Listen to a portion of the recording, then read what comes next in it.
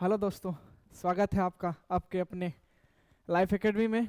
तो मैं आज पुनः आप लोगों के लिए साइंस से के महत्वपूर्ण सारे प्रश्न आप लोगों के लिए लेकर आया हूं। जो बच्चे 10th के 2023 में एग्ज़ाम दे रहे हैं, फरवरी में आने वाले फरवरी में जो बच्चे एग्ज़ाम देंगे वो बच्चे उन बच्चों के लिए ये वीडियो जो है अति महत्वपूर्ण और बहुत ही शानदार होने वाला है। तो आप ये वीडियो अंत तक ज़रूर देखें।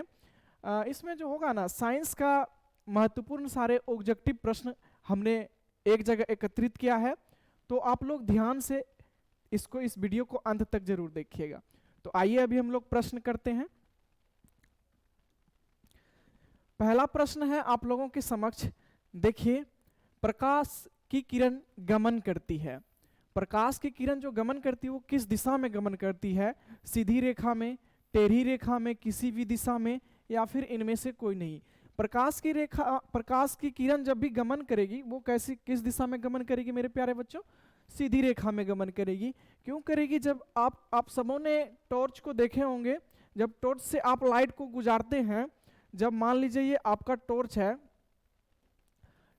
ठीक है, आप जब लाइट को गुजारते होंगे तो देखते होंगे कि सीधा लाइट जा रहा है कि नहीं जा रहा है? सीधा लाइट जा रहा है। तो हम यह कह सकते हैं कि प्रकाश की किरण जो गमन करती है वो किस दिशा में गमन करती है? सीधी रेखा में गमन करती है, ठीक है। उसके बाद अगला प्रश्न देखिए। अगला प्रश्न है, हजामत के लिए किस दर्पण का उपयोग किया जाता है? हजामत के लिए किस दर्पण का उपयोग किया जाता है? पहला है अवतल दर्पण, उत्तल दर्पण, समतल दर्पण, इनमें से कोई नहीं। हजामत के लिए जो प्रयोग किया जाता है मेरे बच्चों, किसका किया जाता है? अवतल दर्पण का प्रयोग किया जाता है, ठीक है। अवतल दर्पण का प्रयोग किया जाता है। और वहीं याद रखना है, दाढ़ी बनाने में भी प्रयोग, हजामत या दाढ़ी बनाने में एक ही हुआ, ठीक है, उसमें भी अवतल दर्पण का प्रयोग किया जाता है। गाड़ी के हेडलाइट के रूप में भी अवतल दर्पण का प्रयोग किया जाता है, ठीक है। इन सारे बातों को ध्यान में रखना है। उसके बाद अगला प्रश्न है, सर्च लाइट के परावर्तक सतह होता है, सर्च लाइट का परावर्तक सतह कौन सा होता है? पहला है उत्तल दर्पण, अवतल दर्पण, समतल दर्पण, इनमें से कोई नहीं। मैं अभी जिनका बात कर रहा था वही तो प्रश्न है। सर्च लाइट के रूप में किसका प्रवर्तक सतह का होता है? क्या होता है? अवतल दर्पण का होता है। किसका होता है? अवतल दर्पण का होता है। अगला प्रश्न करते हैं हम लोग। अगला प्रश्न है, निम्नलिखित में किसका उपयोग खाना बनाने वाले ईंधन में नहीं होता है? सीएनजी है, कंप्रेस्ड नेचुरल गैस, एलपीजी है, लिक्विफाइड पेट्रोलियम गैस, उसके बाद बायोगैस है, उसके बाद कोयला है। तो इसमें से इन तीनों का तो होता है, ठीक है, लेकिन सीएनजी का जो प्रयोग खाना बनाने में नहीं किया जा सकता है, ठीक है। समझ में आ रही है मेरी बात? तो अगला प्रश्न हम लोग करते हैं। अगला प्रश्न है, डायनमो यांत्रिक ऊर्जा को किस ऊर्जा में परिणित करता है? डायनमो जनरेटर, आप सारे बच्चों ने देखे होंगे जनरेटर जब चलती है तो वो जो है यांत्रिक ऊर्जा, उसमें यांत्रिक ऊर्जा होती है, यांत्रिक ऊर्जा को वो किस ऊर्जा में परिवर्तित कर देती है? तो आप सब सक्षम है इसका आंसर देने के लिए? ध्वनि ऊर्जा, विद्युत ऊर्जा, सौर ऊर्जा, इनमें से कोई नहीं। तो क्या हो जाएगा? विद्युत ऊर्जा में। यांत्रिक ऊर्जा को किस ऊर्जा में परिवर्तित करता है? ध्वनि ऊर्जा में परिवर्तित करता है, ठीक है। अगला प्रश्न करते हैं हम लोग। घरों में विद्युत से दुर्घटना किसके कारण होती है? फ्यूज तार के कारण, शॉर्ट सर्किट के कारण, उच्च प्रभाव के कारण, इनमें से कोई नहीं। तो किसके कारण हो जाएगा? देखिए, जब भी घरों में विद्युत से दुर्घटना होगी, कई दफा आप लोगों ने देखा होगा शॉर्ट सर्किट के वजह से घरों में आग लग जाती है। तो वही तो यहाँ प्रश्न है ना।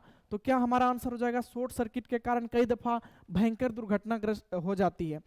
तो हमारा आंसर क्या हो जाएगा? Short circuit. अगला प्रश्न करते हैं हम लोग। देखिए, आंख का व्यवहार कैसा होता है? हमारी जो ये आंख है वो उसका व्यवहार कैसा होता है?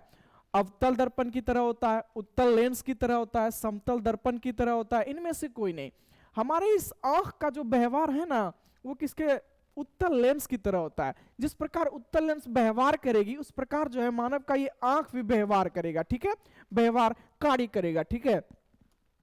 अगला प्रश्न करते हैं हम लोग। पारे का अयस्क है, पारे का अयस्क कौन सा हो जाएगा? Bauxite, hematite, magnetite, cinnabar. तो पारे का जो अयस्क होगा वो क्या होगा? सिनेवार होगा। उसके बाद बॉक्साइड किसका होगा? एल्यूमिनियम का होगा। किसका होगा? एल्यूमिनियम का होगा, एल्यूमिनियम का होगा, ठीक है। उसके बाद हेमाटाइट किसका हो जाएगा? लोहा का होगा ना। मैग्नेटाइट भी लोहा का होगा और सिनेवार पारा का हो जाएगा। तो ये सारी बातें भी आपको याद रखनी है, और ठीक है। तो अगला प्रश्न हम लोग करते हैं। देखिए, एक अणु सूत्र परंतु विभिन्न सूत्र वाले यौगिक कहलाते हैं। बहुलक, अपरूप, समायवी, उसके बाद इनमें से कोई नहीं। तो क्या कहलाएंगे? समायवी कहलाएंगे। क्या कहेंगे? समायवी कहलाएंगे। कोई दिक्कत नहीं, एक एक प्रश्न को आपको ध्यान में रखते जाना है और सारे प्रश्न को माइंड में बिठाते जाना है, क्योंकि आपके एक एग्जाम के पॉइंट ऑफ व्यू से बहुत ही महत्वपूर्ण सारे प्रश्न हैं। ठीक है, तो अगला प्रश्न देखिए, रक्त का थक्का बनने में सहायक होता है। रक्त का जो थक्का होता है तो सहायक होता है। लाल रक्त कोशिका, श्वेत रक्त कोशिका, रक्त बिंबाणु, इनमें से कोई नहीं। जब देखिएगा कई दफा इंसान को चोट लग जाती है, मनुष्य को चोट लग जाती है, तो जिस जगह चोट लगेगी उस जगह जो ब्लड का प्रवाह होगा वो थोड़ी देर के बाद थक्का होने के कारण रुक जाता है, रुकता है ना। तो वही पूछ रहा है कि रक्त का थक्का बनने में सहायक होता है, तो क्या होता है? रक्त बिंबाणु। क्या होता है? रक्त बिंबाणु की सहायता से ही रक्त थक्का होता है। समझ में आ गई? अगले प्रश्न पे हम लोग आते हैं। अगला प्रश्न है, वृक्क की संरचनात्मक एवं क्रियात्मक इकाई को क्या कहते हैं? बहुत ही इंपॉर्टेंट क्वेश्चन है, कई दफा एग्जाम में बनते हैं, इस यहाँ से प्रश्न, ये प्रश्न आ जाते हैं। ठीक है, वृक्क की संरचनात्मक एवं क्रियात्मक इकाई को क्या कहते हैं? नेफ्रॉन कहते हैं। क्या कहते हैं? नेफ्रॉन। याद रखनी है। अगली प्रश्न देखिए, एक कोशिकीय शैवाल में जल का परिवहन डैश के द्वारा होता है। पहला है परासरण, विसरण, अवशोषण, रसारोहण। तो देखिए, जब एक कोशिकीय शैवाल में जल का परिवहन होगा वो किसके द्वारा होगा? परासरण के द्वारा होगा। किसके द्वारा होगा? परासरण के द्वारा होगा। समझ में आ रही है मेरी बात? अगली प्रश्न देखिए, मस्तिष्क उत्तरदायी है किसके लिए? सोचने के लिए, हृदय स्पंदन के लिए, शारीरिक संतुलन के लिए, सभी। हमारी जो ये मस्तिष्क है वो किसके लिए जो है उत्तरदायी है? सोचने के लिए भी होगा, हृदय स्पंदन करने के लिए भी होगा, शारीरिक संतुलन बनाने के लिए भी होगा। यानी हमारा आंसर क्या हो जाएगा? इनमें से सभी। क्या हो जाएगा? इनमें से सभी। ठीक है, तो अगला प्रश्न देखते हैं हम लोग, परागकोश में होते हैं। परागकोश में क्या पाए जाते हैं? पंखुड़ी, बीजाणु, अंडक या फिर परागकण। तो परागकोश में जो पाए जाते हैं ये क्या पाए जाते हैं? परागकण पाए जाते हैं। परागकोश में परागकण पाए जाते हैं। ठीक है, अगला प्रश्न देखते हैं हम लोग, एक वयस्क मनुष्य के कितने दांत होते हैं? एक वयस्क यानी 18 साल की उम्र से जिसकी उम्र अधिक हो चुकी है उस मनुष्य के जो है कितने दांत होते हैं? 28, 30, 32, 34। तो कितने होते हैं? 32 होते हैं। और एक प्रश्न यहां से याद रखनी है कि मनुष्य के कितने दांत टूटकर पुनः वापस आते हैं? तो ऐसे प्रश्न आ जाते हैं कई दफा। तो 20 दांत जो है टूट के जो है पुनः वापस आते हैं। ठीक है, तो इसको भी आपको याद रखना है। अगला प्रश्न करते हैं हम लोग, विद्युत बल्ब में फिलामेंट तार बना होता है, एल्युमिनियम का, तांबा का, लोहा का, टंगस्टन का। विद्युत बल्ब जो हमारे घरों में जलती है उसका जो फिलामेंट बना रहता है, वो किस धातु का बना रहता है? तो वो टंगस्टन का बना रहता है। किसका बना रहता है? टंगस्टन का बना रहता है। अगले प्रश्न पे हम लोग आते हैं, स्टेनलेस स्टील मिश्र धातु है। किसका मिश्र धातु है? लोहे का, तांबा का, एल्युमिनियम का, टीन का। तो स्टेनलेस स्टील मिश्र धातु हो जाएगा वो टीन का हो जाएगा। किसका हो जाएगा मेरे प्यारे बच्चों? टीन का हो जाएगा। ठीक है, देखना है, एक एक प्रश्न बड़ा ही महत्वपूर्ण है बच्चों। ठीक है, तो ध्यान से एक एक प्रश्नों को गौर में रखते हुए, ध्यान में रखते हुए सारे प्रश्नों को देखना है। ठीक है, उसके बाद अगला प्रश्न करते हैं हम लोग, मेंडलीफ ने अपने आवर्त सारणी में तत्वों को सजाया था। मेंडलीफ महोदय ने जो तत्वों को अपने आवर्त सारणी में सजाया वो किस क्रम में सजाया? परमाणु संख्या के बढ़ते क्रम में सजाया, या फिर परमाणु द्रव्यमान के बढ़ते क्रम में सजाया, या फिर आणविक द्रव्यमान के बढ़ते क्रम में सजाया, या फिर इनमें से कोई नहीं। तो मेंडलीफ महोदय ने जो आवर्त सारणी में तत्वों को सजाया था वो परमाणु द्रव्यमान के बढ़ते क्रम में सजाया था। किसमें? परमाणु द्रव्यमान के बढ़ते क्रम में। ये इंपॉर्टेंट क्वेश्चन है, इनको भी आपको याद रखनी है। ठीक है, अगला प्रश्न देखिए, अगला प्रश्न, नाइट्रोजन डाइऑक्साइड NO2 के धुएं का रंग कैसा होता है? भूरा, लाल, हरा, पीला। तो NO2 जब होगा इसका जो धुएं का रंग होगा वो कैसा होगा? लाल होगा। कैसा होगा? लाल होगा। ठीक है, अगले प्रश्न पे हम लोग आते हैं। अगला प्रश्न देखिए, अगला प्रश्न है, भोजन का पाचन किस प्रकार की रासायनिक अभिक्रिया है? उपचयन, संयोजन, अपचयन, विस्थापन। तो भोजन का पाचन किस प्रकार की रासायनिक अभिक्रिया क्या होगी? उपचयन होगा। क्या होगा मेरे प्यारे बच्चों? उपचयन। ठीक है, तो अगला प्रश्न करते हैं हम लोग, अगला है उभयलिंगी जीव किसे कहते हैं? केचुआ को, मछली को, शेर को, बकरी को। तो ऑप्शन के अनुसार हमारा क्या हो जाएगा, पहले सुन लीजिए, उभयलिंगी जीव कहते किसे हैं? उभयलिंगी जीव वैसे जीव को कहेंगे जो जल और जमीन दोनों पर रहने में सक्षम हो, उसे क्या कहेंगे? उभयलिंगी जीव कहेंगे। सारे बच्चों ने पढ़े होंगे, मुझे पूर्ण विश्वास है, मुझे पूर्ण भरोसा है कि सारे बच्चों ने इस सारे प्रश्नों को डील किए होंगे, ठीक है। तो यहां से हमारा क्या आंसर निकलेगा? केचुआ। ये दोनों में रह सकता है, ठीक है। आगे देखते हैं, अगले प्रश्न पर आते हैं। पृथ्वी पर ऊर्जा का मुख्य स्रोत क्या है? हमारी जो पृथ्वी है यहाँ पर ऊर्जा का मुख्य स्रोत क्या है? मुख्य स्रोत पूछ रहा है, तो क्या हो जाएगा? कोयला, सूर्य, पानी या फिर लकड़ी। तो वास्तविक स्रोत जब भी होगा तो सूर्य होगा। वास्तविक और मुख्य स्रोत सूर्य ही होगा। सूर्य की मात्रा से, सूर्य की प्रकाश से जो है अत्यधिक मात्रा में ऊर्जा प्राप्त होती है, ठीक है। अगला देखते हैं, अगला प्रश्न है, ऊर्जा का एसआई मात्रक क्या होता है? ऊर्जा का एसआई मात्रक क्या होता है? कैलोरी, जूल, ताप, इनमें से कोई नहीं। तो ऊर्जा का एसआई मात्रक क्या होगा? जूल। सारे बच्चों को पता होगी कि क्या होगी, ठीक है। सारे बच्चे गौर से देखना है, ध्यान से देखना है। उसके बाद देखिए, निम्न में से किसका अर्थ जल होता है? बहुत ही इंपॉर्टेंट क्वेश्चन है, निम्न में से किसका अर्थ जल होता है? Petro, turbo, nitro, hydro. किसका होगा? जल का मतलब अर्थ क्या होगा? हाइड्रो। हाइड्रो का मतलब क्या हो जाता है? जल हो जाता है, ठीक है। समझना है इनको, ठीक है। आपने पढ़ा होगा, ये केमिस्ट्री की सवाल है। केमिस्ट्री में आपने अगर डील से विस्तार से पढ़े होंगे तो इन सब सारे चीजों के बारे में आपको जानकारी अवश्य होगी, ठीक है। तो अगले प्रश्न में हम लोग आते हैं, निर्वात में प्रकाश की चाल होती है। निर्वात में पूछ रहा है प्रकाश की चाल कितनी होती है? 3 गुना 10⁸ मीटर पर सेकेंड, 3 गुना 10⁸ सेंटीमीटर पर सेकेंड, 3 गुना 10⁸ किलोमीटर पर सेकेंड, इनमें से कोई नहीं। निर्वात में जो प्रकाश की चाल होती है वो कितनी होती है? 3 × 10⁸ मीटर पर सेकेंड, ठीक है। इतना होता है कि नहीं होता है? होता है, ठीक है, याद रखना है इनको। अगला प्रश्न देखिए, अगला प्रश्न है, प्रावर्तन के नियम से निर्धारित होता है। प्रावर्तन के नियम से क्या निर्धारित होता है? आपतन कोण प्रावर्तन कोण के बराबर होती है, प्रावर्तन कोण आपतन कोण के बराबर होती है, या आपतन कोण विचलन कोण के बराबर होती है? इनमें से कोई नहीं। देखिए, प्रावर्तन को सभी ने पढ़ा होगा। मान लीजिए कोई प्लेन सरफेस है, इस पे जब हम प्रकाश को गुजारेंगे तो पुनः वो उसी अवस्था में चली जाएगी। तो वही पूछ रहा है कि कोण जो बनेगा प्रावर्तन के नियम से निर्धारित होता है। आपतन कोण प्रावर्तन कोण के क्या होता है? बराबर होता है। क्या होता है? बराबर होता है। सबों ने पढ़े होंगे sin i by sin r, यहीं से प्रश्न बनते हैं, ठीक है। उसके बाद अगला प्रश्न देखिए, अगला प्रश्न है, लेंस में मुख्य फोकस की संख्या कितनी होती है? लेंस में मुख्य फोकस की संख्या 2, 3, 4, 1। तो कितनी होती है? लेंस में मुख्य फोकस की संख्या जो है वो 2 होती है। कितनी होती है? 2 होती है। आगे आइए, अगले प्रश्न पे आते हैं हम लोग।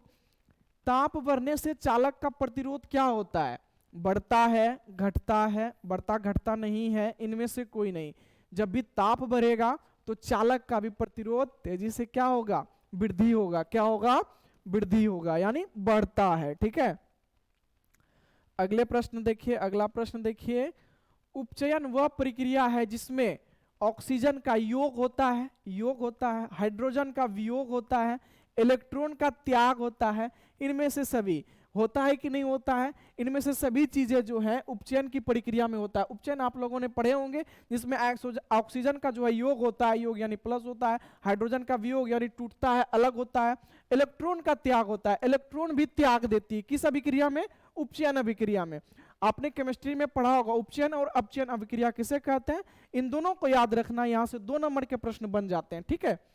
तो अगला प्रश्न देखिए, अगला प्रश्न है, विद्युत अपघटन में इलेक्ट्रॉन मुक्त होता है। विद्युत अपघटन में जो है इलेक्ट्रॉन मुक्त होता है, एनोड पर, कैथोड पर, दोनों पर, इनमें से कोई नहीं। तो किस पे होगा? कैथोड पर जो है इलेक्ट्रॉन मुक्त होता है, ठीक है।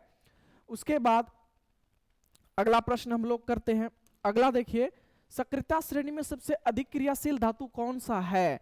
सोना, सोडियम, मरकरी, उसके बाद कॉपर। तो कौन सा हो जाएगा? कौन सा हो जाएगा? सोडियम। कौन सा हो जाएगा? सोडियम। सक्रियता श्रेणी में सबसे अधिक क्रियाशील धातु सोडियम होगा। अगला देखिए, 1 पिकोमीटर बराबर होता है, पीएम मतलब प्राइम मिनिस्टर नहीं समझ लेना है, मैंने वहां पे लिखा है मेरे टाइपिस्ट भैया ने, ठीक है, पिकोमीटर है, ठीक है। तो कितना होता है 10 to the power of -12 metre, 10 to the power of -10 metre, 10 to the power of 12 metre, 10 to the power of -6 metre. तो क्या होता है, सबने पढ़ा होगा milli, micro, nano, pico, femto, atto, ठीक है, सबों ने पढ़ा होगा, किलो, मेगा, जिका, टेरा, पेटा, एक्सा, ये पढ़े हैं ना सबों ने। मैं आशा करता हूं कि सारे बच्चों ने पढ़े होंगे। तो वहीं से तो ये हमारे प्रश्न बनता है।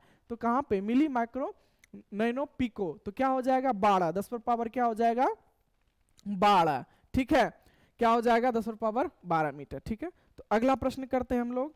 अगला देखिए, अगला है निम्नलिखित में नर युग्मक कौन है, निम्नलिखित में नर युग्मक कौन है, शुक्राणु, अंडाणु, योनि, फिलोपियन नालिका। ये तीनों तो आ जाते हैं मादा युग्मक, ठीक है। हमारा एक क्या बचता है, शुक्राणु, शुक्राणु बचता है तो वो हमारा क्या हो जाएगा नर युग्मक हो जाएगा, ठीक है। समझ में आ रही है मेरी बात। उसके बाद अगला प्रश्न करते हैं हम लोग। जिब्रेलिन है, थोड़ा टाइपिंग में दिक्कत हो गई है, जिब्रेलिन क्या है पूछ रहा है, हार्मोन है, वसा है, एंजाइम है या फिर कार्बोहाइड्रेट है। तो जिब्रेलिन किस क्या हो जाएगा, कार्बोहाइड्रेट, सॉरी हार्मोन हो जाएगा, क्या हो जाएगा हार्मोन हो जाएगा। अगला प्रश्न करते हैं हम लोग। पादप में फ्लोएम उत्तरदायी है, पादप में जो फ्लोएम है, जाइलम और फ्लोएम सभी पढ़े होंगे, जाइलम और फ्लोएम का ही दूसरा नाम क्या है, दारू और बास्ट, इन दोनों नाम से भी जाना जाता है, ठीक है। सारे बच्चों ने, मैं आशा करता हूँ सारे सभी बच्चों ने पढ़े होंगे। तो फ्लोएम का कार्य क्या होता है, जल का संवहन, भोजन का संवहन, अमीनो अम्ल का संवहन, ऑक्सीजन का वहन। तो पादप में फ्लोएम का जो उत्तरदायी है वो किसके लिए है, भोजन के संवहन के लिए। फ्लोएम का कार्य है कि वो भोजन को बनाकर पौधों के विभिन्न अंगों तक क्या करेगी, पहुंचाएगी। और जाइलम का कार्य क्या होता है, मिट्टी से खनिज लवण को लेकर पूरे पौधों में पहुंचाना, ठीक है, जल और खनिज लवण को। तो ये सारी बातें याद रखनी है। अगला देखिए, अगला प्रश्न है, किस लेंस के द्वारा सिर्फ काल्पनिक प्रतिबिंब बनता है, किस लेंस के द्वारा सिर्फ काल्पनिक प्रतिबिंब बनता है, उत्तल, अवतल, बाइफोकल, इनमें से कोई नहीं।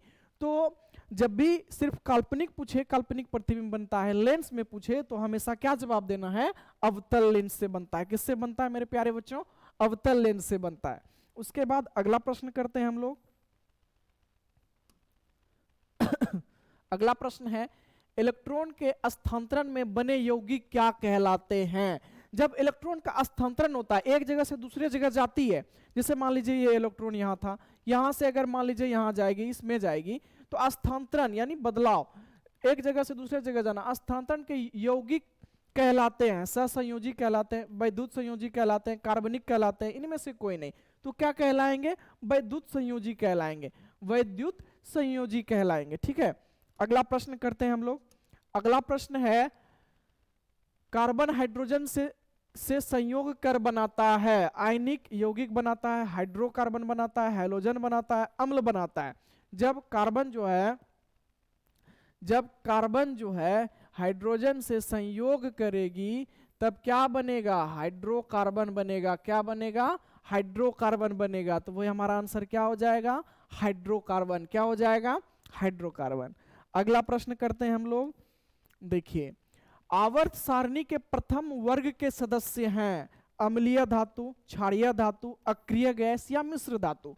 आवर्त सारणी के प्रथम वर्ग के सदस्य जो है वो क्या हो जाएंगे, क्षारीय धातु हो जाएंगे। क्या हो जाएंगे, क्षारीय धातु, ठीक है। उसके बाद आगे चलते हैं। अगला प्रश्न है, देखिए, वायुमंडल में CO2 गैस की उपस्थिति होती है 0.01%, 0.03%, 0.05%, 0.02%। तो CO2 की जो मात्रा है वायुमंडल में कितना है, वो है 0.03%, ठीक है। तो यहीं पे थोड़ा सा और देख लीजिए, नाइट्रोजन की मात्रा कितनी है, सबसे ज्यादा वायुमंडल में 78%। और थोड़ा देख लीजिए ऑक्सीजन, O2, ऑक्सीजन की कितनी मात्रा है, 21%, ठीक है। इतनी सारी बात, बस इतना सा दिन आपको हमेशा याद रखना है। और अन्य कितना होता है, 0.001%, ठीक है। तो इन सारे बातों को आपको ध्यान में रखनी है, इनके अलावा भी इन सारे प्रश्नों पर गौर करना है। उसके बाद आगे आइए, अगला प्रश्न देखते हैं हम। अगला प्रश्न है, ऑक्सीन क्या है। ऑक्सीन हार्मोन है, वसा है, एंजाइम है, कार्बोहाइड्रेट है। ऑक्सिन है हार्मोन, क्या है मेरे प्यारे बच्चों, हार्मोन है, क्या है, हार्मोन है। उसके बाद अगला देखिए, अगला है मानव मादा के जनन तंत्र का भाग नहीं है, अंडाशय, गर्भाशय, शुक्रवाहिका, डिंब वाहिनी। तो क्या हो जाएगा, इसका जो है मानव मादा के जनन तंत्र का भाग नहीं है, तो क्या हो जाएगा, शुक्रवाहिका जो है जनन तंत्र का भाग नहीं है। ठीक है, ये बायोलॉजी के प्रश्न है, सारे बच्चों ने पढ़े होंगे मैं आशा करता हूं सारे बच्चों ने पढ़े होंगे। आगे आइए अगला प्रश्न करते हैं। अगला प्रश्न है मनुष्य के शरीर की सबसे बड़ी ग्रंथि कौन सी है, मनुष्य के शरीर की सबसे बड़ी ग्रंथि कौन है, लीवर, अग्नाशय, अंडाशय या फिर एड्रिनल।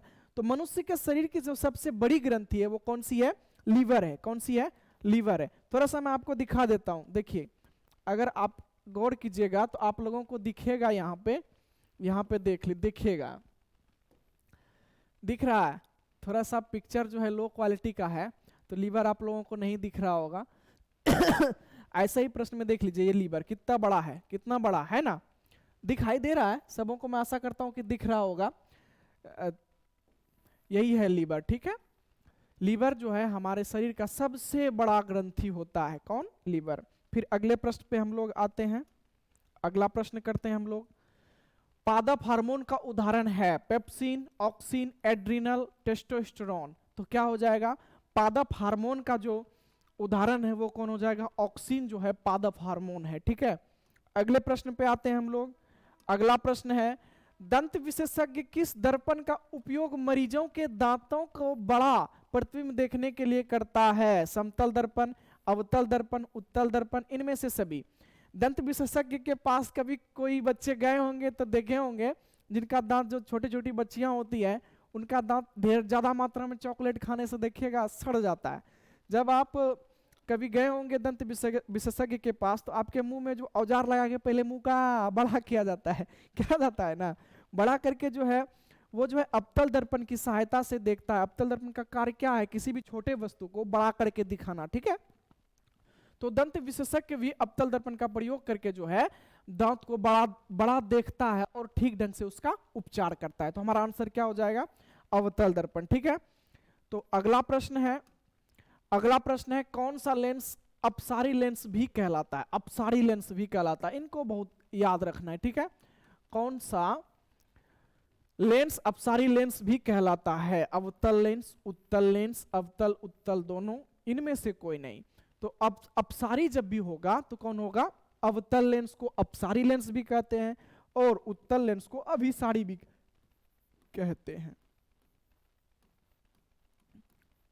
अभिसारी भी कहते हैं। इनको भी याद रखना, ये दोनों महत्वपूर्ण प्रश्न हैं, एग्जाम में पूछ दिए जाएंगे तो आपको ये याद रखनी है। ठीक है, अगला प्रश्न देखिए, अगला प्रश्न है पुतली के साइज को कौन नियंत्रित करता है, पुतली के साइज को कौन नियंत्रित करता है, पक्षा में भी, परितारिका, तारिका होगा, नेत्र लेंस, उसके बाद रेटिना। पुतली, हमारे आंख में जो पुतली पाया था, आंखों की संरचना का जब आपने डिटेल पढ़ा होगा तो वहीं पे एक शब्द आता है पुतली। ठीक है, हमारे आंख की है तो पक्षा में भी द्वारा, परितारिका द्वारा, नेत्र द्वारा, रेटिना द्वारा। तो किसके द्वारा होता है, परितारिका के द्वारा होता है। ठीक है, तो अगला प्रश्न हम लोग देखते हैं।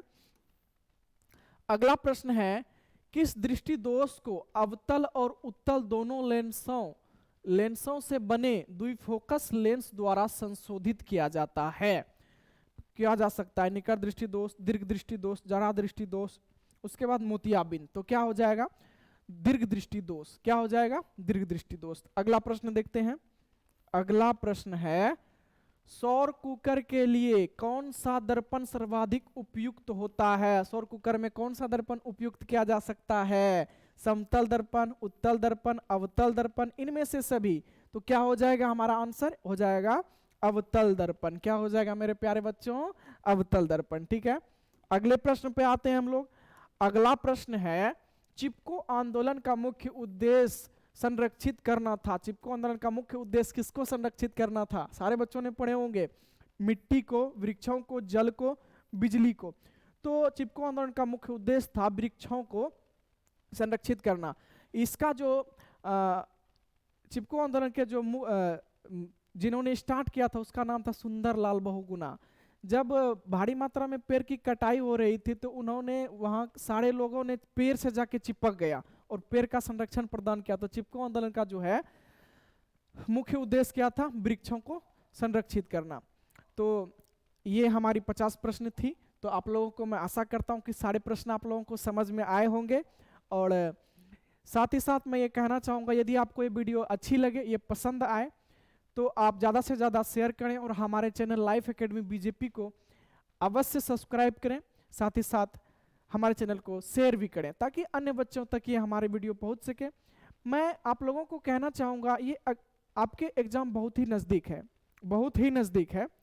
आप सही चीज़ और सही जगह सही मात्रा में पढ़िए। तो ये सारी चीज़ें आप लोगों के लिए थी। तो मैं चाहूँगा ये सारे प्रश्नों को आप ध्यान में रखना है, गौर से रखना है। और मैं आपका धन्यवाद करता हूँ हमारे साथ इतने देर तक जुड़ने के लिए। Thank you so much.